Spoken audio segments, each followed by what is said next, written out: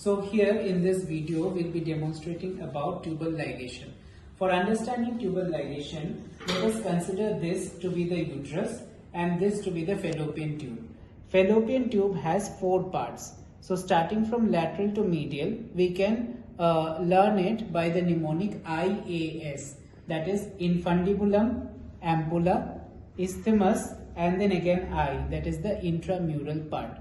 So the most common site of tubal ligation is the isthmus. This is because tubal recanalization is best done in the isthmico-isthmic junction. So we will do tubal ligation in the isthmus part. So it can be done by either laparotomy or laparoscopy or hysteroscopically. If we consider the laparotomy part, then the incision, the skin incision is to be given 2 fingers above the pubic symphysis in normal conditions. But if she is a postpartum patient, then just palpate the height of the uterus, and from the fundal height you go down by 2 fingers, and that will be the site of your mini lap incision. Mini lap incision is given 2.5 centimeters around the center of the abdomen. So first we will go through the layers of the abdomen, go intraperitoneally, identify the uterus. At the fundal structure, there are 3 structures from anterior to posterior. Anteriorly you have the round ligament, in between you have the fallopian tube, and posteriorly you have the ovarian ligament. For identifying the fallopian tube, just trace it to the lateral end, whereby you will find the fimbrium.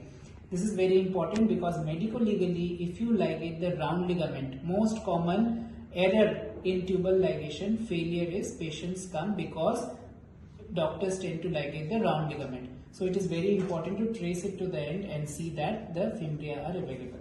Then coming to the isthmus part. Now what we will do is take Babcock's forceps. Here I am not having Babcock's forceps, but considering it to be Babcock, it is an atraumatic forceps. Catch hold of the isthmus and bring it above the abdomen. So I have brought it above. Now what I will do is, catching hold in this position, I will ask my assistant to catch hold in this position, and then I will take suture. The suture which will be taken is rapidly absorbable chromic catgut number 10. Now we will load it on the needle holder, and then one side of the tube will be taken and the suture will be passed through. So we will ligate first one side of the tube.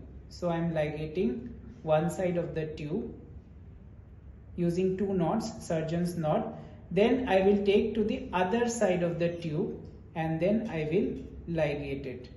So basically I have ligated one side, then both the sides together, and then do it 1 or 2 times more, so that you have secured this part.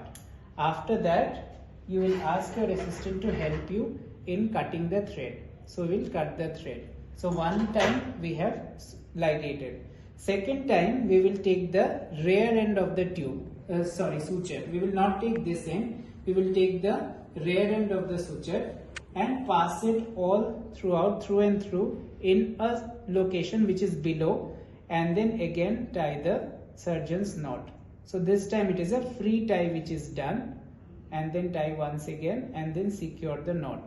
So basically this is modified Pomeroy's technique which has been done.